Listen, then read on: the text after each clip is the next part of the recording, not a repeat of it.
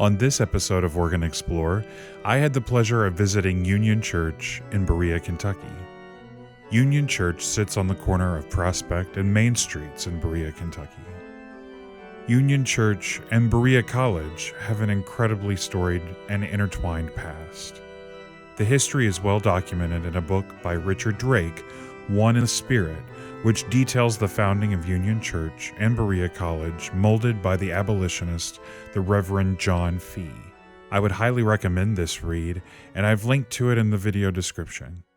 I met with Dr. Bernardo Scarambone, the Director of Music, to discuss the music ministry here at Union Church. So I'm here at the console with Bernardo. Welcome to Organ Explorer. So tell me a little bit about Union Church and the music program here. Yes, sure. Very nice to be here. Thank you so much for inviting. I love the documentaries you're doing. I really like that. Union Church is a very, very, very musical church. We have support from everybody. Lots of members are professional musicians as well. Mm-hmm. We have this beauty over here, the organ, but we also have a piano, we have a handbell ensemble, we have a choir, obviously, and we are now with an orchestra as well. So right.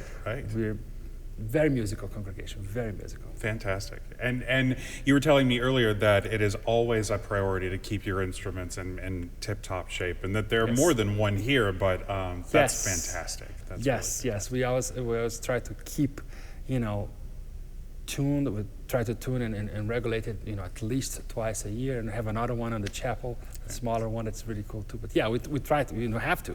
Yeah, exactly. You have to keep it top shape, and we have an organ fund just for that. Right. So you are the head of the keyboard department at EKU? Yes. I came to Kentucky. I'm from Brazil. I don't know if you know it by my accent. No, I couldn't tell.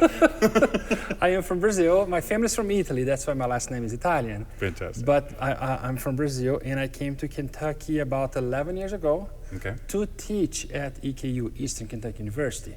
And now I am the head of the keyboard department there, coordinator, and I started here in the Union Church 3 to 4 years ago. Fantastic. As the music director and, organist, pianist, and everything else. Well, and if anything, there's quite a history of more than competent musicians who have sat at this bench, so you are in good company. I know, it's big shoes, and but it's okay. Well, you're obviously doing well, so that's wonderful. So tell me, is there anything that you particularly like about this instrument? Yes, I love it that, number one, it feels good when you play, and it feels warm too. We have 2 keyboards plus the pedals, and it's very interesting because the left hand, you can pull the stops over here for the top keyboard, and then the right hand for the bottom, so it's very easy to manage, so to speak. You don't have those things on the side and so on and so forth, or you can use the preset combinations. We have 128 times, 11, if you will. That's nice. So, that's really nice. Yeah, it's really cool. I just played a fairly modern organ that didn't have but 4, so you're fortunate. You're very fortunate. That is awesome. And it is interesting because if you notice, you have, some French, and some German, and some English. Right. So it's a combination of everything. I believe it was in 1970. I'm gonna say it wrong. 1970s. How about that? 1970s. There we go. They have it, and I think 75, 77, and they inaugurated. And they put right in the center of the church because if you notice, when you look at the pulpit, right above it you have the organ. Right. Which is like the main thing here. So that's really something. Another thing that I really like is, and we're going to talk about that, is the, Zimbelstern. Okay. Zimbelstern. Yeah. I love that one because number one is right in the center of the organ. Everybody sees. The first thing they see is there. It's like a very staple from the church. Indeed. Yeah. And we are talking about looking at the back of it. You just pull the stop over here, and the air flows and blows that wheel, and then it's not only plays everything, but it spins as well. And I love that. So you can see that. We use that in special occasions, with Christmas and Easter and everything else. And the funny thing is that every time we have to stop that, I stop that, and everybody from the entire congregation keeps an eye on it. Hopefully, it will stop right, and it didn't. So if I ever leave this thing like that, I don't know if I'm gonna get fired, but I'm gonna hear about it. I have to make sure that it stays right there. So you Otherwise, have I'm to in trouble. You have to sneak up and just Yes. move it a few more spots. And I think there are 2 times since I came be here, 2 times, that I was playing and we finished and I turned it off and it was perfect. Oh, nice. It feels better than playing, all the right notes. And that feels good. Yes. I'll admit, I overuse the Zimbelstern almost as it's that very last mixture, that very last, Just something to shimmer over the top. And Right? I use mine way too much, but you can't see where it lands, so I can get away with it. Okay, that's good. Yeah. No, we normally use it. I have to do that on Christmas and I have to do that on Easter. Otherwise, it's not. The Easter didn't happen. But sometimes we have like a big thing or something, then I can put a little bit. Very nice, very Yeah. nice.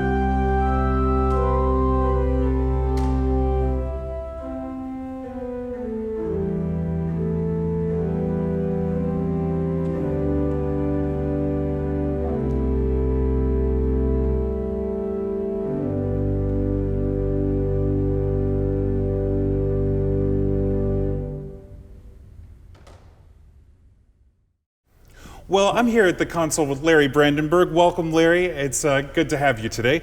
So why don't you tell me a little bit about the organ here? Well, this is an organ built in 1974, I think, by Steiner-Reck. You see the name Steiner only, but his associate, Gottfried Reck, was also part of the building team back in those days. It is one of the largest 2-manual organs, maybe the largest that Steiner built. Over 40 ranks, right, yeah. on 2 manuals, mostly due to the large swell division. Yes. That's probably the most unique thing probably about the organ, in that you have, in addition to the expected flute stop, 8 and 4,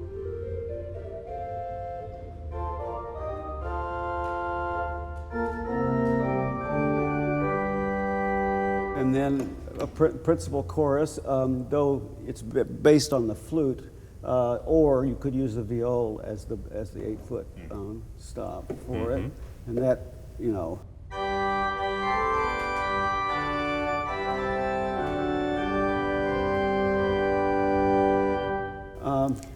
and a bright mixture, quite a bright mixture that goes on top of that.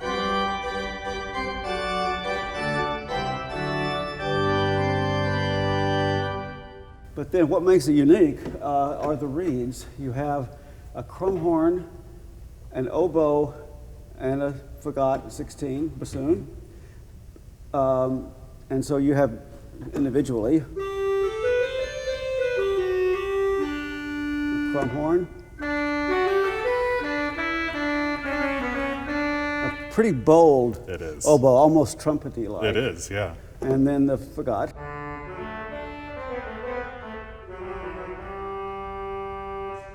And those are all independent. Those are all independent. So you got 4 independent. Plus you have this very unusual aliquo mixture, which has the 1/7.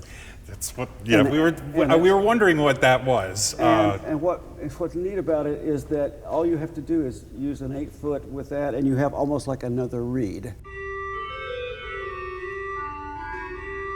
I mean, it's more than one stop, but it has a real reed quality to it. Yeah, if it's in tune, it really works. It's really convincing. Yeah. And I guess I would say that it's kind of like having a French organ over here, and Under a German organ over here Okay. on this side with typical principal chorus.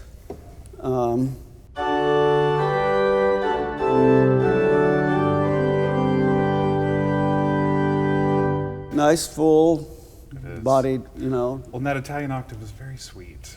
It's not overpowering in any way. It's really nice. Well, and to show that, you can use it with the flutes. Here's the 8/4 flute. And then that attack on top of it. So yes, it works very well on top of either flute or the principal rank. It's like a nice little flute chorus. Yeah.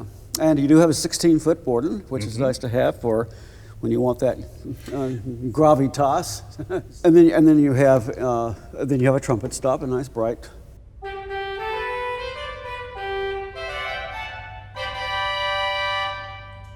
Okay. That's enough. Yeah. And again on top, it works very well. It's not an overly big solo reed, but it works very well, of course, on top of the principal chorus, even with the Nazard in it.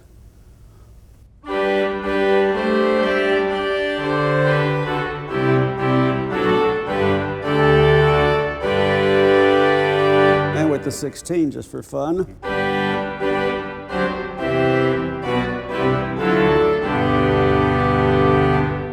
It's a lot of color. Yep, and a mixture on top. Let's change keys. I'm tired of that key.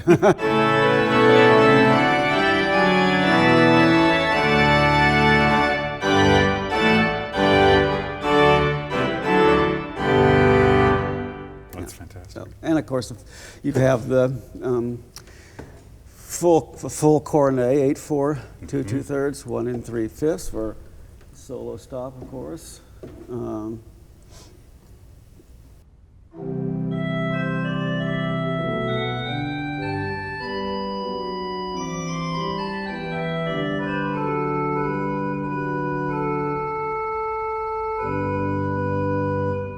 It's lovely. So what's going on the pedal down here? So the pedal, the way it's divided here in terms of stops, it's you've got the sub bass, 16, and a gedeckt, typically used with the flutes. And then if you want to go to the principals, then you've got an open bass at 8, and then a choral bass, and a good big 5 bright mixture is quite bright.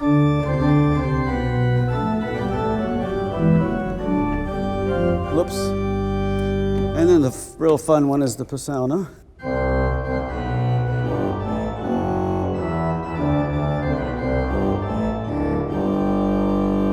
It's fun. And again, a division has 3 independent reeds. That's great. So you got and a whole 5-ring mixture too. Right, That's So great. trumpets on top of that.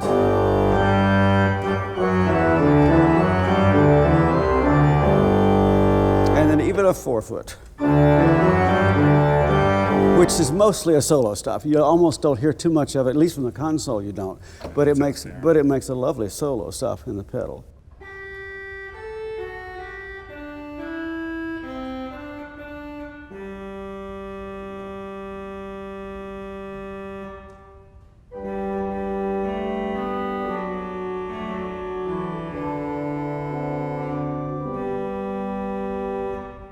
That's lovely. And it comes from back there, so it has this nice emanating quality to it.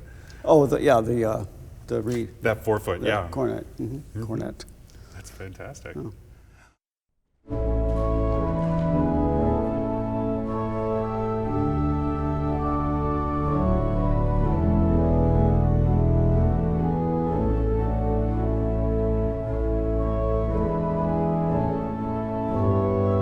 Exploring the pipework is relatively easy, as you just have to open these doors on the back of the case to access all the inner workings.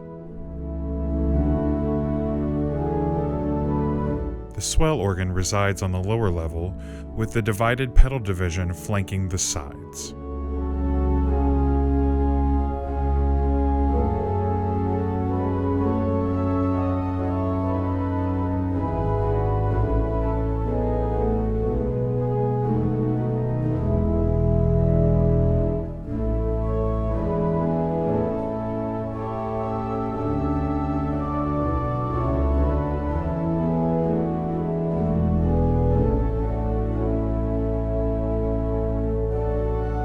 You can clearly see how the Zimbelstern mechanism works here. A paddle wheel that connects to the star and the bells, and a wind line to get things moving. Simple and effective.